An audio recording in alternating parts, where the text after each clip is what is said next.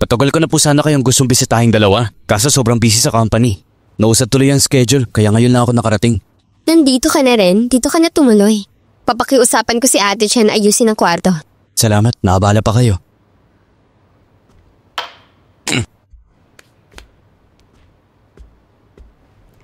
Gabi na rin. Magpahinga na kayo ng maaga.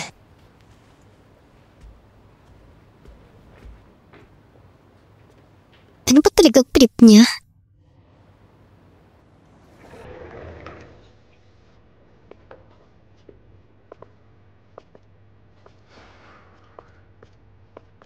Dito sa lugar mo, bakit parang walang gamit? Sa school ako nakatira. Hindi ito kwarto ko.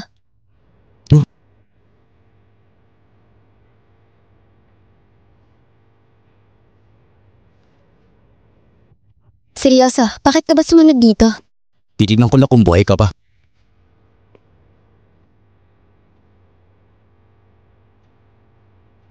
Nag-aalala ka sa akin? Bakit ako mag-aalala sa'yo? Baka mamaya mawala ka na. Di natin matatapos yung kontrata. Oh, nakita mo na? Buhay at buo pa ako. Matutulog na ako. Doon ka na sa ibang guest room. Ayoko. Dito ako matutulog ngayong gabi. Yun ang gagawin ko. Ayos sa humiga lang ng bigla? Hoy, teka! Pinayagan ba kitang umalis?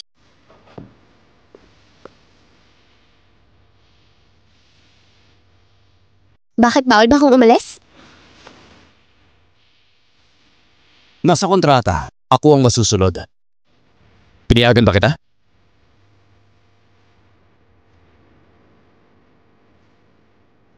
Wala nakasulat sa kailangan kitang katabi matulog, di ba? Pero malino sa kontrata. Sumunod ka sa gusto ko. Tsaka, di naman kita pinapatabi sa kama ko. Sasay ka. Ako sa kama. Problema? May reklamo? Ano? Kumuha ka ng kumot. Lupit mo ah.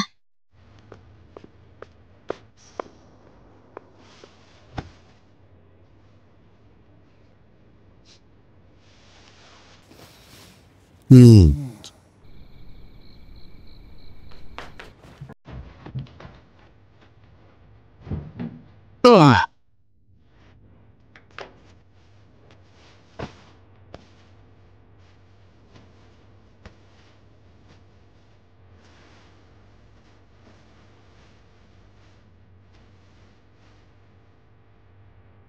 So yan.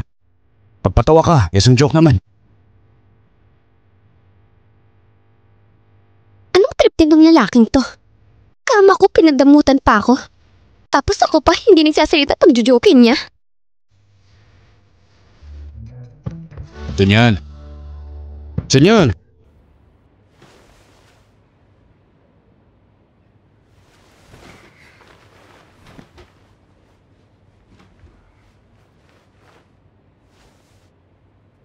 Ganyan! Ba't bigla akong umupo?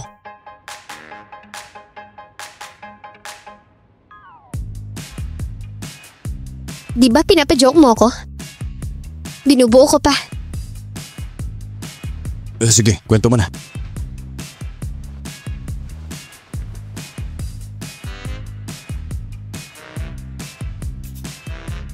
Dad, totoo bang may multo sa mundo? Wala. Ano ka ba? Huwag kang tanga. Pero natatakot pa rin ako. Huwag mo na isipin. Kapi na. Iabot mo na ang ulo ko. Tapos balik ka na sa kabaong mo. Tulog na. Mas nakakatawa pa ako.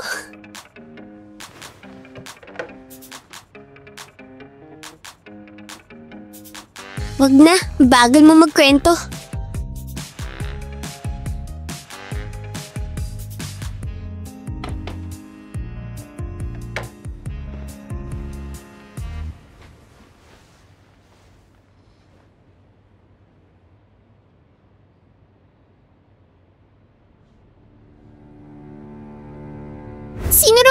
na, anak? Mas mabuti pa yun kaysa sa'yo. Hindi ka welcome dito, umalis ka na. Akala mo tatalunin mo ako niyan? Mga lumang diskarte ko pa yan, higit 10 taon na. Ano? Ang babaw mo? Si Jiang Wanli, sinasabi niya galing siya sa scholar family. Si Shusho anak daw ng ex-husband. Pero sa tingin ko, 2 ang pamilya ni Dad nun. Baka anak lang sa labas si Shuyao. Kawawa. Si Mama wala talagang alam.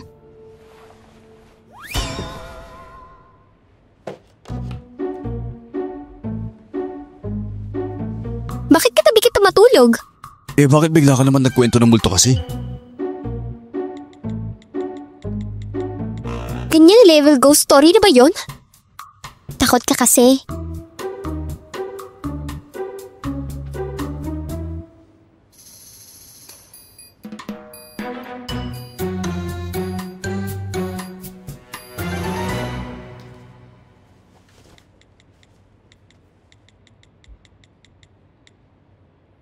Nung bata ako, takot din ako sa multo. Pero nang nawala si Mom, naisip ko, kung totoong may multo, mananatili si Mama sa tabi ko para protektahan ako. Kaya di na ako natatakot. Tuturuan kita ng mental trick.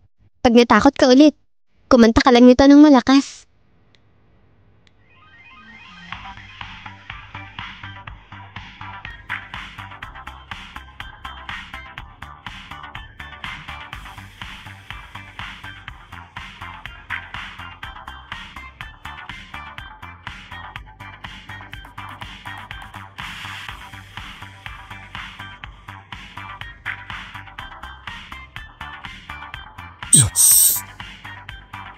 Sa tingin mo, bagay ba sa akin tong kantang to?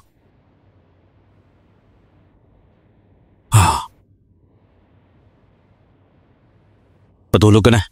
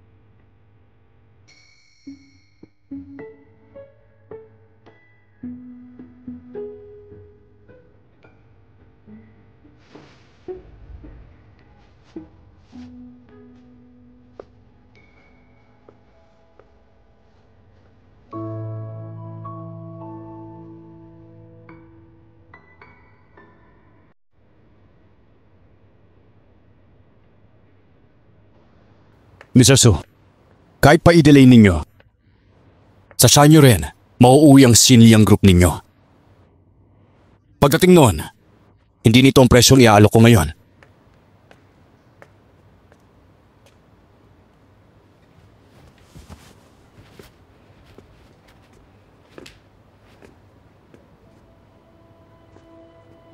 Kaya pala bumalik ka kagad at nagpapakabait sa akin.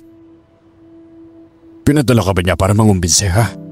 Pinadala para mangumbinsi?